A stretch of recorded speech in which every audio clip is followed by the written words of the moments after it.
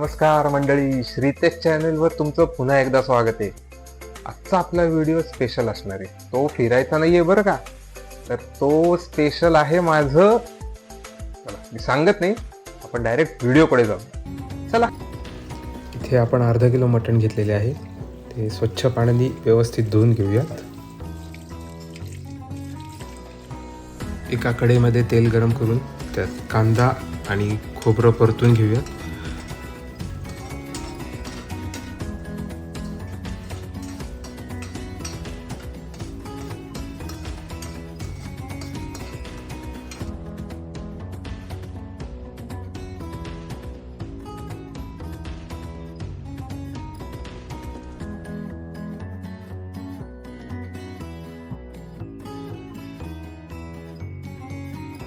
हळद मीठ लावून मटणाला मॅरिनेट करून घेऊया.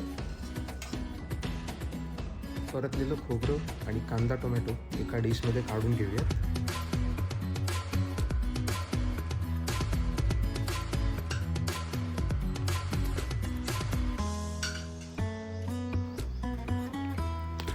आता कांदा, खोबरं, टोमॅटो, आलं, लसूण आणि कोथिंबीर हे एका मिक्सरमध्ये टाकून त्याचं वाटण करून घेऊया.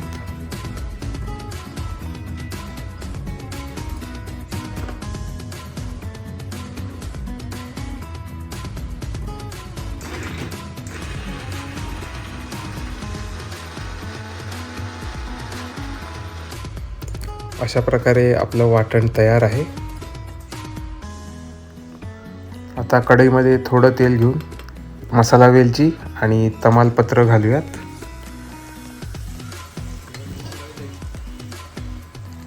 आता ते चांगलं परतून झाल्यावरती त्यामध्ये वाटलेलं वाटण घालूयात.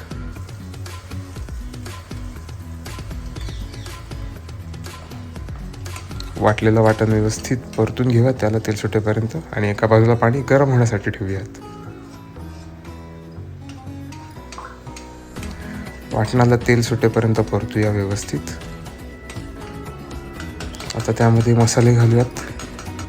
त्यामध्ये आपलं तिखट, घरगुती मसाला,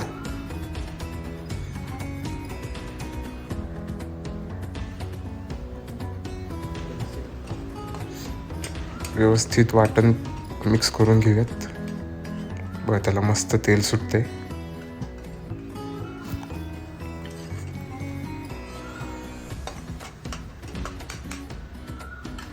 आता त्या वाटणामध्ये आपण आपलं मॅरिनेट केलेलं मटण घालून घेऊयात. मटणाला व्यवस्थित कोटिंग करूया मसाल्याचं वाटलेल्या.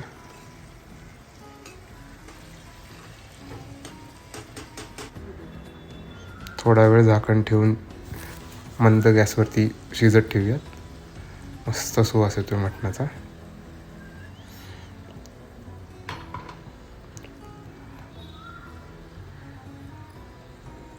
आता त्यात गरम केलेलं पाणी घालून मटण जरा शिजून देऊयात.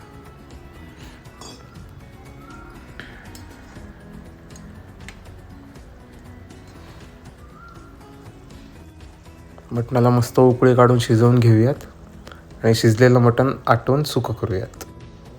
सुक्या मटणासोबत तोंडी लावायला दही कांदा तर हवाच, तर त्यासाठी पातळ उभा कांदा कापून घेऊयात.